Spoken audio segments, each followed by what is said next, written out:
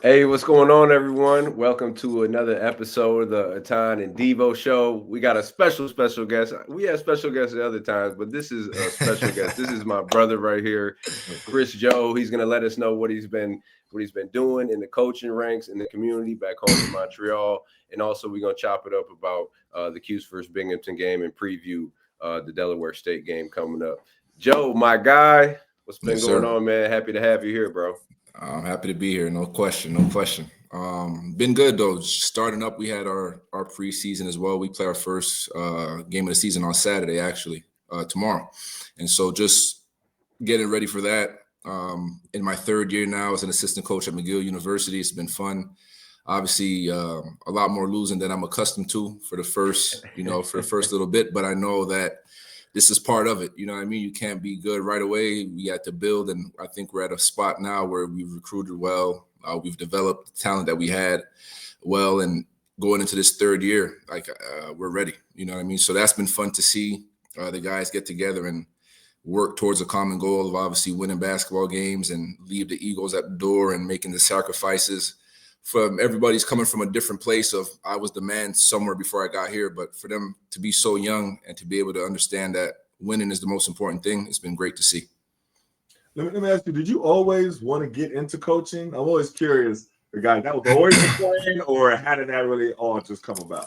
It wasn't the plan at all. So I stopped playing in 2021. I was in Spain. That was my last year playing pro ball. I came home and I thought to myself what I was going to do. I wanted to stay in hoops, and I thought I wanted to take the, skills trainer route. Okay. Because I still wanted to be attached to the game for sure. But I also wanted to make an impact on kids at the same time. And I realized that you can't make as big of an impact in a session where I'm seeing you once a week or once every so often. And so when I first got the opportunity to coach a prep school called Dynasty Prep, who now have moved to Iowa and are named Iowa United. That was right outside of Montreal. $30 million facility they got too. Exactly. $30 million facility, better than half the colleges in America. Yeah. Exactly. And so once I got there, I realized I could still get the training piece in because I'm on the court, but I also could impact daily and just give gems and just give, game. For real. And that's how I figured, okay, like coaching is where I want to be at. So that's how I got into it. Wanted to go the skills trainer route, realized it wasn't really for me as far as I felt like I could give more, not just to the player, but to the human, you know what I mean? Just to the young man or young girl who I would be training. And that's how I figured coaching would be kind of the best of both worlds for me. Hey, Joe, how is it different? Coaching, obviously you were at the highest level you can get to. You played in the NBA, went to Cuse, you did your thing at the Cuse. But now, like when you're going to coach, and it's obviously it's not as high as level it is as Syracuse, right? So how do you adapt, right? Because a lot of these kids coming in, we have a different mindset. Like for us, like you show something, you're like, all right, bet, boom, right away we can do it. So how is your approach, to coaching these kids? Like, do you have to slow it down? How is the teaching points? Like, what do you emphasize? Kind of go through, your whole approach to coaching at that level. Patience, bro. That's what I realized. And like you said, because I have played and because I've seen such a high level of basketball, and not to say these kids are terrible by no stretch of imagination. They're not bad, but it's just I've seen some high level athletes. I've seen high IQ players. You know what I mean? So for me, it was just patience and understanding that as well as them being, not having all those physical attributes and athleticism, they're not really students of the game. I realize, they don't sit down and watch film on their own to be like, let me see what I could do better and enjoy that process of really getting better that way. They think everything is done on the court, but part of the game is, and part of learning is also watching and learning from your mistakes and things of that nature. So I think for me, it was just being patient and understanding that, of course, these kids are not the players who I've played with or who I've seen. And so, like you said, I probably slow things down and I do a better job of not just expecting them to know, because the reality is a lot of them, I might say something or I might show something and they might not have seen it just because of who or how they were developed from grassroots. You know what I mean? It's very different in Montreal than it is probably in the United States, right? So if I think back to high school and playing for DC Assault and things of that nature, like I felt like I was way ahead of the kids who I'm coaching now, as far as just from a mindset standpoint. But also you got to think at McGill is a high academic school. Like institution is crazy. It's top notch in the world, not just Canada. So we have kids who are in law school. We have computer engineers. We have, one of the best business programs in the country. So these kids also, and that's one of the biggest things. When you played, Etan probably when you played, the goal was for sure get an education, but at the end of the day, you want to make a lot of money playing this game. And a lot of these kids, and that's where the biggest, I think, difference is they're not playing to go to the NBA or go play overseas. They're playing because I've played and I have an opportunity to continue playing for another 4 years, but also get a great education. And when I leave here, I'm going to go make 6 figures and be great and be good in the real world. So I got to keep that in the back of my head, but also we still want to win and we're competing to win. So I can't lose that aspect of it either. We got to make sure we don't lose that sight and make sure we know that we're here to win. While you're here for 4 years, we might as well win and might as well compete as hard as we can. Let me ask you this. Do you take some of the coaching that you had while you're at Syracuse into your coaching now? So I coached my son's AAU team for a while, and I got with the bigs, and I did all the Bernie drills. Bernie one there, y'all all of the Bernie drills. I had the gloves. He had the gloves. I mean, I'll be honest with you, all the Bernie drills I did with them. Do you take any of the drills and stuff like that you learned at Syracuse? For sure. Take it into sure. 100%. All the drills that I did with Coach Murph and Coach Autry that I've seen even along the way in the pros is obviously things that you take and you kind of filter out what you don't like and keep what you do and because it's efficient and it works. And I think that's some of the stuff that Coach Murph was really great at with me. It was keeping it simple. You want to get to the point. You 1-2 dribble pull up, a counter, get to the basket, finish through contact. And then what I like to do is create scenarios that you might see in a game. So when we get out there, we might have 2 or 3 managers and, just put you through read and react situations, because now more than ever, you got to be able to make reads. It's like, that's what the game of basketball, everybody could do a little bit of everything. But if you're not capable of making reads in a live situation, it's going to be tough for you. So as much as you could, put a chair out there or a cone and do 100 moves, you got to be able to make live reads in a game. So that's how I kind of reactions. I'm very active in my workouts. Yeah, I'm very, very active. I make you make live reads, right? So there's a couple things that's always going to be standard. Let's go make 5 or 10 1-2 dribble pull-ups. Okay, that's kind of like the warm-up. Now let's make live reads and let's play so that you understand that these are the things that you might face in the game, and I want you to be prepared for them.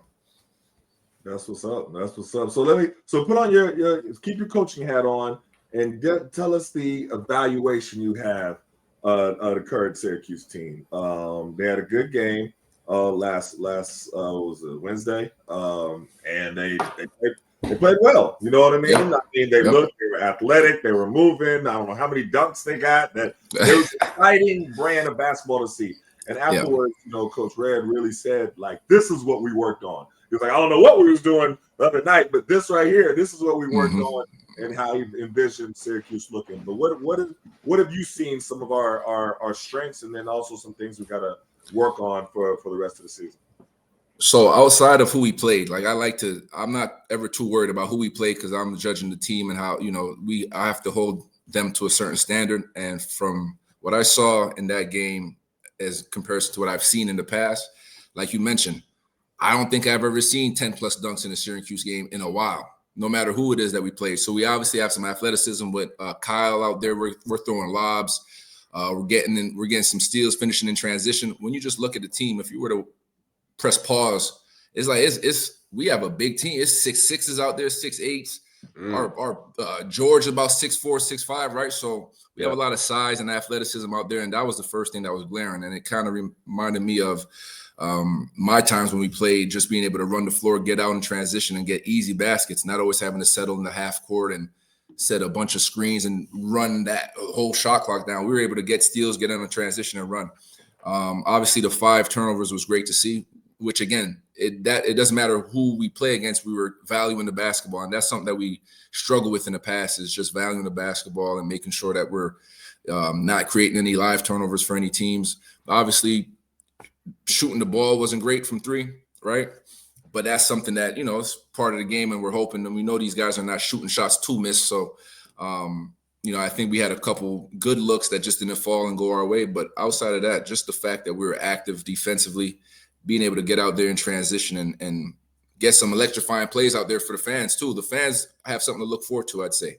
And fans being the ones at the Dome and the ones right here in Montreal, because I'm a fan of this team and I'm looking for them to do well. So seeing that was very, you know, it was a great feeling for me to see them out there and just having fun. You know what I mean? Getting out there, having fun. Donnie Freeman looks like he looks really good. Happy to have him back healthy. Obviously, unfortunately, I hope JJ will be all right, because I think he's a big piece, you know, to this team, obviously being a senior leader. But I'm hoping that we could play this brand of basketball throughout the year. Yeah, 15 dunks. I think they said it was the most dunks in a game since 2012. And guess who played in 2012? Yeah. How many dunks did you have, though? How many dunks did you have, though? You know, so it was good. Yeah, no, we got out there and we ran, man. So it was good to see, like I said, that athleticism has to show in the past. Like, and not to knock anybody, I forget the young man's name who played the 5 for us last year. Lampkin. Yep, he wasn't getting up on that rim like that. You know what I mean? He wasn't able to run the floor and be that athletic. You know, Kyle is up and down the floor rim running. He was a double machine, though. He was like a Zebo. You know what I'm saying? He had his best.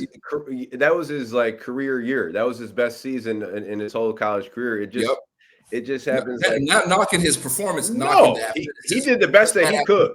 Yep. You know what I mean? So it was great to see that. Yeah. It's just hard to play out of you're not going to throw it into the post and expect like your leading scorer to be your. That's just not how it is anymore. That's just not how the game is. Hold on, people. Though I think it could be. No, I think it could. You could throw it. Listen, Lampkin did his thing in the post. We didn't catch the knockdown shots when he kicked it out to them. And that's true. Big man. I think it could have worked if we shot better, but pass the pass. Yeah. And mind you, we have and no slight to the point guard from last year, night and day. You know, it's just our point guard. You talked about making decisions. He's one of the better decision makers in the ACC, and I think in the country. And then just like overall athletic wise, like being able to move, like that's where you see like the defensive potential. If you could like really lock in defensively in the beginning of the year and like get that like everybody on the same page. Yeah. Offensively is like coaches would rather have the defensive side come before the offensive side. You know what I mean? Because shots are going to fall. You're going to end up making shots, and guys are going to start to feel connected throughout the year. But I was just, happy to see like the activity defensively. Like you're athletic, but E and Joe, you've seen it. Like you've seen super athletic guys, but sometimes they don't show it. Right. You know what I mean? Like these guys showed it. I mean, you talking about William Kyle? He had 7 alley-oop dunks. I mean, he might be one of the best athletes I ever seen come to Cuse. They look good. I mean, he's head and shoulders. He was on that rim, like almost like Wes. No, he's doing pull-ups on the rim. Like he's climbing up, and then Sadiq White, and then Donnie's athletic. So I mean, they got a good mix of veteran guys, young guys, talent, athleticism, versatility. Right. Now it's just offensively can they make shots? 4 for 21 from the 3, and then they shot like 65% or something from the free throw line. That will come back to haunt you in the close games and the games that are going to be more highly competitive. Well, let me ask y'all this: is because outside shooting is so important in this day and age of basketball. Not really, too much to my liking. You know what I mean? I kind of me and Devo kind of opposite on that. I like but we have to knock down shots, especially once we get into conference play, at a better rate. Do you think that's something that we still should be a little concerned about, or do you think that we'll shoot better as we keep going? Yeah, I think we'll shoot better. Not the first real game that counts at the Dome. I mean, you're going to miss some shots. And again, that's just going to come through the flow of the offense and getting good opportunities. The one thing is we want to make sure we keep getting good opportunities at them. It's not like I didn't see too many forced ones, too many bad ones. But as long as we keep shooting that ball, and I know they're in the gym working, and that's what it's going to come down to. Shots are going to fall. But if they're not, it seems as though we have other ways to put points on the board as well. Again, defensively, if we could hang our hat on defense, and I seen them digging in the post, getting steals, getting out in transition. And, I'm sure we'll make enough shots when it counts, to complement that transition offense that we had going. And I'm going to play devil's advocate real quick, right? Because like Houston, Kansas, they're not going to turn the ball over 22 times, right? No, again, no slight to Binghamton. They're missing 4 of their top players, right? And they're like last season, they came in, really turned the ball over a lot. So that's something that they wanted to work on. It didn't go well for them against Syracuse. But again, not taking anything from Q's, ball pressure was there. Like they got guys 6'8", 6'9". We talk about Joe coming all the way out to half court guard. You know what I mean? That's rare to be able to see guys all the way out there and then still be able to keep guys in front and then get out and then get all the way back to the rim. Akir Soiree from Georgia Tech, like Red got guys to come in and like fit a role, right? We need you to be active and hedge out on the pick and roll and then still be able to get back and protect the rim on, on the roll guy or whatever it is. But when you start playing like Houston, Tennessee, and Kansas, if you're not hitting any jump shots, I mean, it's going to be hard to even get into those driving lanes because they're not going to sag off, right? Being able to hit some jump shots is going to loosen up the defense, right? And then also, if you're not hitting jump shots, you talked about the other way of scoring, it's getting out in transition, right? Those teams are going to take care of the ball. You're not going to have as many transition opportunities against those really good teams, right? Hopefully you can, because you don't want to have to play against a set defense in half court every time, but you're going to have to eventually make some jump shots, right? If not, you're just going to make it harder on yourselves. And I don't think like to grind it out every single game. It's hard to sustain. I don't see this team like shooting 19%, from 3 every night. I doubt. No, that's not going to happen. No, that's not going to happen. So we're definitely going to make some shots going forward and have a good balance. You know what I mean? And I just want to touch on what you said about playing a role. It's rare, and that's what I saw from this game. Like I didn't see anybody doing too much. It seems like roles have been established, whether it was through the coaching staff or whether just the group of knowing, look, this is where we're gonna get our scoring from. You make sure you set, you got the offense flowing right, because a lot today, at the end of the day, even I see it here in Canada often in grassroots. Like everybody wants to score, right? But funny enough, we did something where with our team this year. Where we asked everybody, how many shots do you think you should get a game? Everybody, like, how many shots do you think you should get? And a lot of times, by the time we ended up tallying all the shots, it was like 100 shots. I said, it's impossible. it's not that many shots to go around. So it's like, as long as we can make those sacrifices and understand, like, okay, well, this guy is going to get, the bulk of the shots, 10 to 12 or 12 to 14 shots a game. And even that's on the high side, I feel like. Understanding that we're all going to have to play a role and sacrifice to a certain degree for the greater good of obviously winning, I think, this team will be all right. One of the things that Red talked about in the post-game conference, the presser, was that they had a lot of depth this year. He talked about it went down, next man up, that they can go really deep. And that's kind of, it's refreshing to see, but what I say what happens sometimes is you go deep in the beginning, and then once you get the conference play, sometimes that rotation kind of, you know what I mean? But how far do you see us going? Because we do have a lot of depth. We do have a lot of talent. But do you think that's going to continue throughout the season when you utilize the entire bench, or do you foresee it kind of shrinking up a little bit? Seeing us out, just game one went, again, that's usually something that happens in conference play almost organically. You kind of got to shorten your bench to some degree, but I could see us going 8, 9, maybe 8, 9. Okay. I think that's very different than the 7 Coach Boeheim used to run with. And part of that 7, you in a good place. Yeah, I'm good. Hey, look, I'm cool with that. But I think this again, depth is important to win games because again, next man up, someone gets hurt, we got to have guys ready to come in and play. We can't have guys just kind of sitting for that long. Although you got to stay ready. That's always the saying. You got to stay ready. But guys have to get live reps to make sure they're in that mode of being able to come in and contribute. So if we could stay, I don't think we'll get to play everybody every night. But if we could get a solid 9 at least rotation going, we'll be straight. I think that's the standard across the board right there. Joe, I want to ask you about some of these freshmen, right? They had a really good freshman class come in. Talking about Fennell, obviously Cayenne, Sadiq White, Aaron Womack. He's probably one of the guys who won't see as much time, but he is a talented player. But let's talk about 2 guys in particular, and we'll start with Sadiq White. he's a guy who I've been talking about a lot and raving about a lot, because it's rare that you see guys make an impact on the floor without having the ball in their hands. Yeah. Right.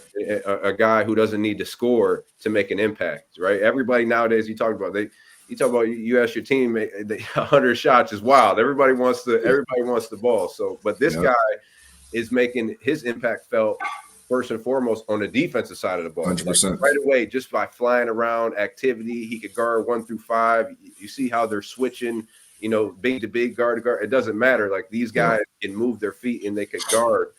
I mean, what have you seen out of him? Because he's a first round talent in mine, but just what really makes him special to you? Because he's a guy, like I said, he doesn't have to have the ball to be effective.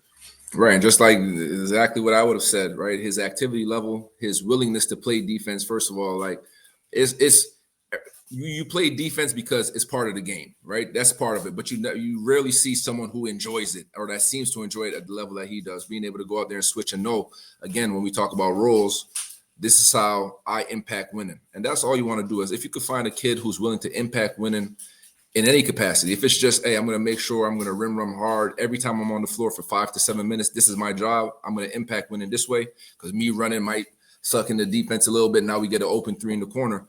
That's what I'm going to do. And I see that in Sadiq, where he's going to get his opportunities through, running the floor hard in transition, getting stops, steals, and finishing like that. And if you could get a kid to buy into that, which I think he has, he'll find success anywhere he plays, because that's something that you don't see very often. It's kind of going extinct to a certain extent in the basketball world. So let me ask you, one of the questions that keeps coming up in the fans' mind, of course, fans like to look ahead, and it's been a little bit tough here for the past few seasons for us as far as tournament. Do you think this is a tournament team? Fans are already kind of forecasting. After, I think Vegas is really going to be a real barometer for sure, because we start off playing some tough teams right from the jump. So it kind of go good or not go good at all. But do you think that we're a tournament team? From what I've seen, and obviously I follow the Syracuse page and all that, everybody's bought in. They got this mentality. They have a mentality that I haven't, as a group, that I haven't seen in a while. And then, you could have certain individuals on a team that have the mindset of, let's go out there and be dogs and get it done. But when you see it come from the group, and that everyone's bought in as a unit, I think that's the first step. And I think seeing the talent that we have, and there's talent across the country. You see the first couple opening night scores and the individual performances from some of these, guys out there. A lot of talent out there that's out there in the country. But as far as tournament team goes, I don't see why not. First, let's handle ACC. I'm someone who, one day at a time, obviously, and of course you like to project and see, how things can go, but one day at a time. Let's see how the ACC goes first. I think we do have a team that was well put together with the right pieces to make a run. And now it's just going to be a matter of, can we be consistent in what we do on a nightly basis? Joe, what's your take on Cayenne, right? Because he comes in, highly recruited, #1 player in New York State. I think he was a top 40 kid in the country. But besides that, you coming in with that name, right? Yeah. You have Anthony on the back of your jersey. It's going to be a little bit different, right? And 100%. I did the first couple of games.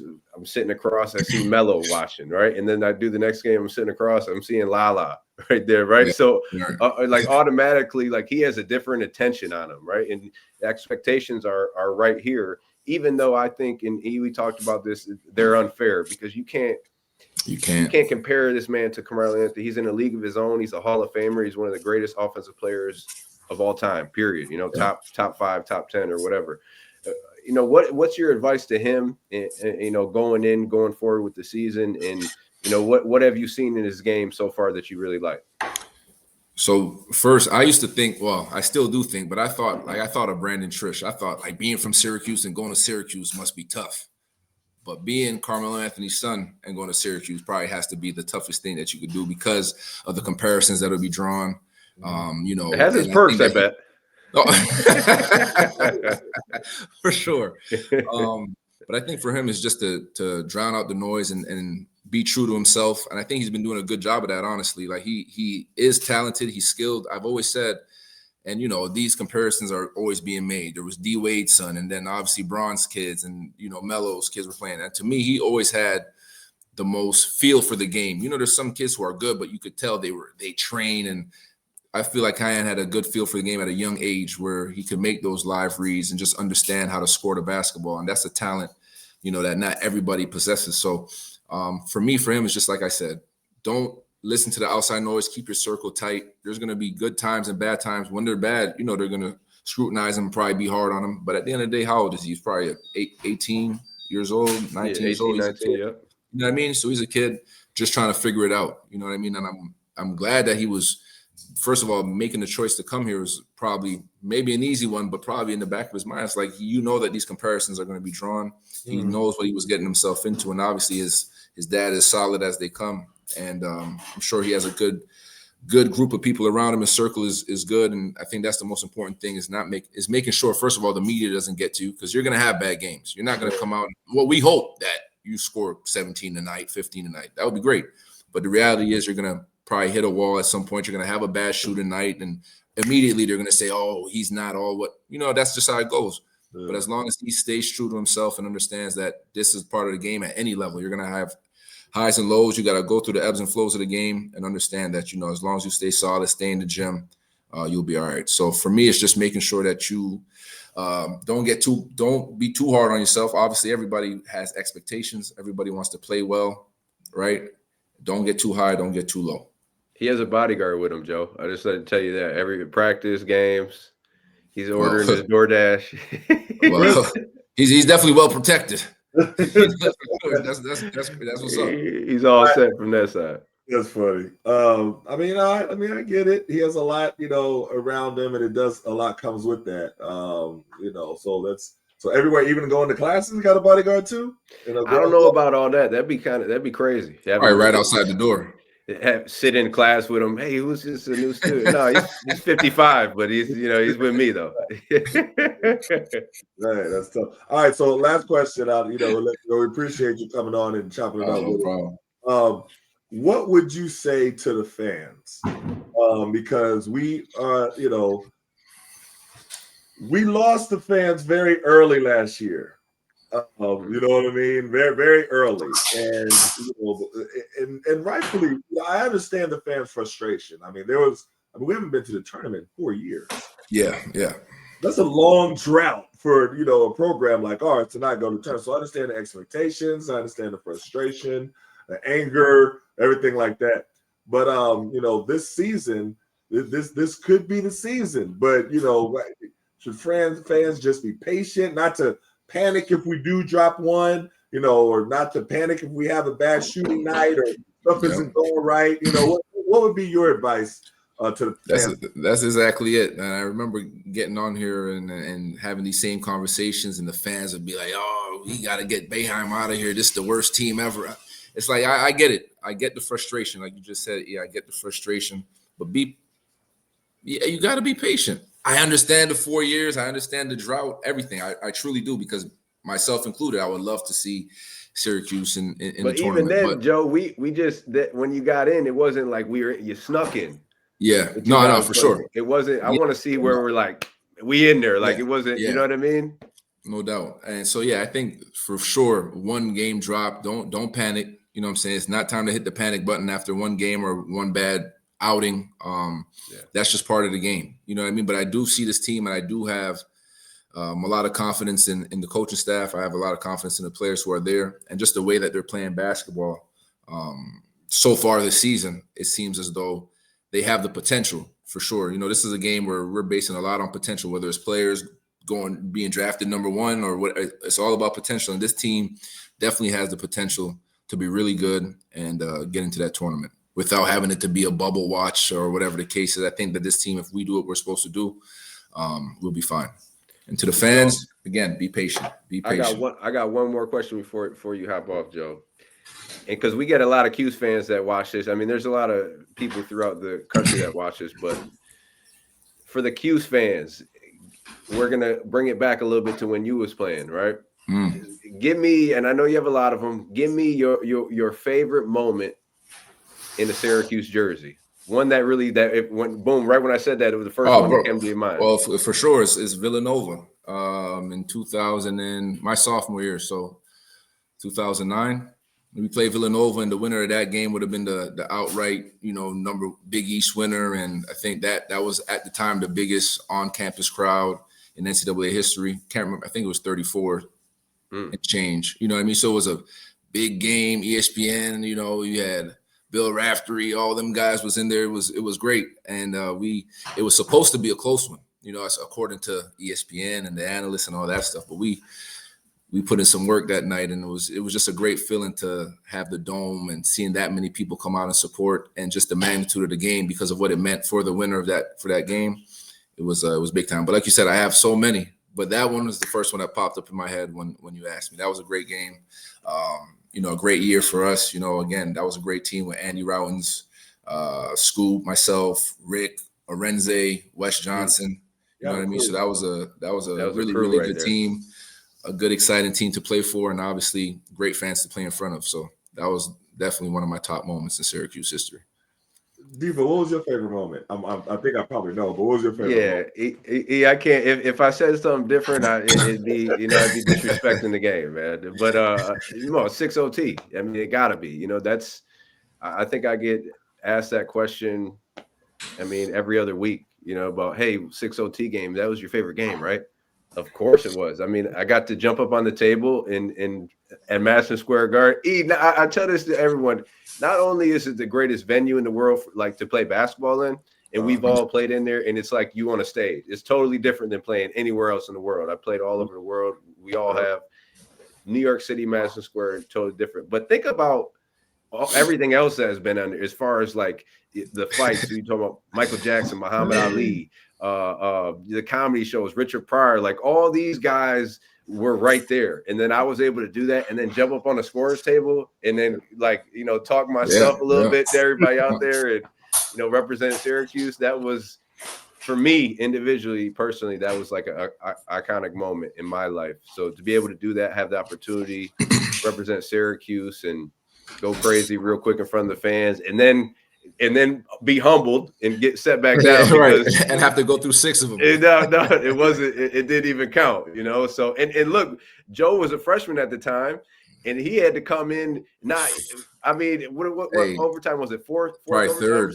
Somehow I still end up playing like 18 minutes or so. I'm like, damn, I came in overtimes. I still got some heavy minutes. Boeheim said, "Son, just go set screens for Andy." I said, "Got you." I said, "I got you." Yeah, that was but what about you? We asked everybody, so you gotta let us know yours. So for me, all right. So mine was my sophomore year. Is when we was playing against Georgetown. And I'll tell you why. Growing up, I always wanted to go to Georgetown. Like that was the school I wanted. I don't know if I ever told you this, Devo, but I always wanted to go to Georgetown first. So watching those battles, Alonzo Mourning was like my favorite player. I liked his style, his aggressiveness, everything like that. So that's really where I wanted to go, right? And Coach Thompson, I talked to him my senior year, and he was like, "Yeah, we got a lot of big men right now. We got Jamil Watkins that we just signed. We got Boubacar Al. We got Boomshay over in Africa. Jahadi White. You know what I mean? We got a lot of big men." And I was like, "Okay, cool." So I came with Syracuse, and I wanted to give it to them every single time I played them, right?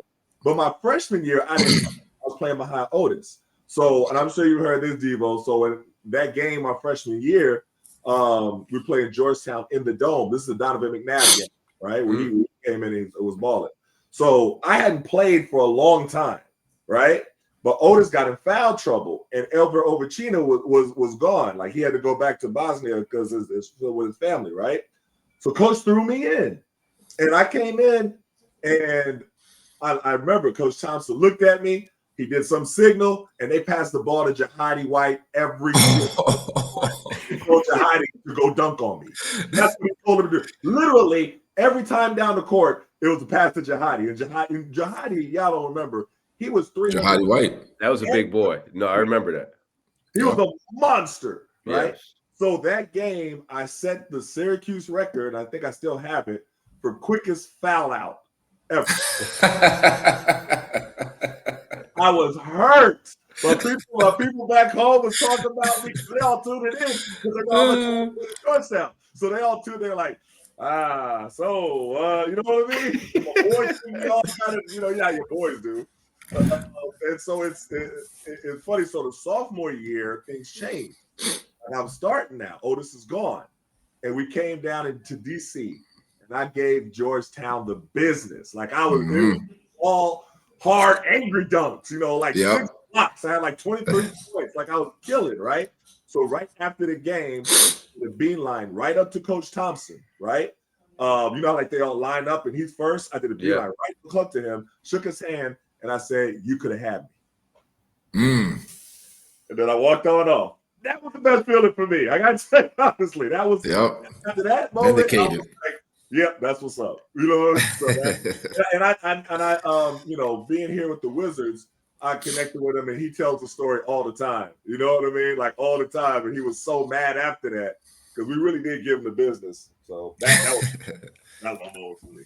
No. Yeah, these are the stories the Cuse fans love to hear. They want to hear all the behind the scenes, and you know what I mean. So that's awesome to hear. That's a lot of nostalgia going on. Yeah, no, that's funny, man. It's funny because Syracuse and Georgetown were my final two as well, and I was in DC, and that was easy. I used to go up there and be with Jeff Green and Jesse Sapp and all those guys and playing pickup. I'm pretty sure I wasn't supposed to be, but they had me on campus playing, and I was like, yeah, but the Cuse, man, the Cuse is more my style of play, and it ended up working out. Yeah, it worked out for me too, though. No, you know what I mean? It's all good. Yep. It was all good. Hey, man, look, we appreciate you coming on, man. We're going to have you on. Appreciate y'all. For sure. Yeah, I used to watch y'all do y'all thing a couple years ago. And you know what I mean? I love that y'all cover stuff. That was good. But hey, you doing your thing with coaching, you know what I mean? And everything like that. We got to have you back on. Appreciate it. My pleasure. Appreciate you, Joe. Yes, sir. All right, that's what's up. I'm going. All right, that was good, Devo. You know what I mean? Good show. Yes, sir. We appreciate everybody tuning in. Now, look, we got the Delaware State game. Cuse has Delaware State Saturday, 1 p.m. So I'm on the call. If you guys are watching the game, tune in. Hopefully Syracuse can keep the momentum, and then they go into next week. They got Drexel, and then that's when they're really going to be challenged after that Drexel game. They're going to head to Vegas and get ready for Kansas and Houston. So they got to keep that momentum rolling, man. They got to keep it going and hopefully tighten up offensively. And then they'll be ready for Vegas. But hey, another great show. It's always good. Before we go, give us a little preview of Delaware State. You was able to scout them a little bit. So just give us a little preview about what to expect or what type of team they are. Yeah, they'll be. I mean, it's a MEAC team, right? They're not going to come in like heavy favorites, obviously, right? Syracuse, if they handle their business defensively, offensively, clean it up a little bit, they should be all right. I mean, they should win, 20 plus points. But again, Delaware State, they're going to come in. They got some talented guys. They got some transfers who came from higher level and transferred into Delaware State. Guard heavy. I think obviously a lot of their scoring punch is going to come from their guards, their point guard, their two guard, super aggressive, good with the ball in their hands. So they're capable of making plays for themselves and making plays for others. They got a talented stretch four guy from Sweden, Stockholm, who's 6'8". He's lanky, he's long, but he's skilled, man. He can shoot the three, but he also can put it on the deck and create his own shot. And he has good footwork as well. And they got serviceable bigs, right? They're not super athletic, but they're not asked to do a lot, right? Defend the pick and roll, rebound the basketball, make it tough when guys get onside. They're not going to really throw it in a lot to their bigs and ask them to score. So they're more so relying on their guards. But that's what the game is now. It's you got to have really good guard play, but I think Delaware State's going to come in. They're going to try to pressure the ball, but they do play a lot of zone, right? So they'll sit back in the zone. They'll start off maybe man, but then they'll fall back into that zone. They'll do a little pressure man, fall back into the zone, and make Syracuse shoot, right? So that's we just talked about shooting the basketball. They're going to be able to knock down some shots and maybe make them extend that zone more. So now you have the gaps, the drives, and all that, the alley-oops available, or just make them get into that man-to-man. So Delaware State's going to come in. They're going to test Syracuse, and can you shoot the ball, right? But again, if we handle our business, I think we have more athletes. We're bigger, we're stronger. We should be able to overwhelm them on the boards. Create second chance opportunities. And then I think again, if we have a defensive game like we did against Binghamton, ball pressure, creating turnovers, it's going to be tough for Delaware to be able to stick in the game. But one last thing, JJ Starling's injury. How long do you think he's going to be out, and how much is the team going to really miss him? Well, I mean, they'll miss his veteran leadership, obviously his scoring punch, right? His scoring ability. He's a guy who we've seen he could score 30+ points. He's averaging 18 points in last season. So he's one of the top guards in the ACC coming back. Right now, I'm just hearing day to day, right? A lower body injury. My guess is like a hamstring, calf injury. Haven't really heard much else besides that. But hopefully he can get back sooner than later. But again, the next man up, we talked about the depth that they have. That not only do they have depth, they have really good depth, right? They have guys who could come in, and you're not really missing a lot when you're doing those subs. And Cayenne Anthony, he came in, his number was called, and he played really well. He's a guy who's super talented, and he has the ability to score in bunches as well. And I think for him, it just continue to get reps and game experience. He's just going to get that much more comfortable, and he's going to continue to progress and get better. But just day to day with JJ, hopefully they get him back sooner than later. But again, next man up mentality, and I think Hughes has the guys to do it. That sounds good. We'll be watching. So, all right. Well, go ahead, take us out. Good show as always. Absolutely. We appreciate everybody tuning in. Had a great guest today, Kris Joseph. We'll be on again soon. Next week, we'll be recapping Delaware State game, then also previewing the Drexel game coming up next week in Philadelphia. So that's it for the Etan and Devo Show. We appreciate you guys tuning in. Make sure you guys catch us on next time. Appreciate y'all.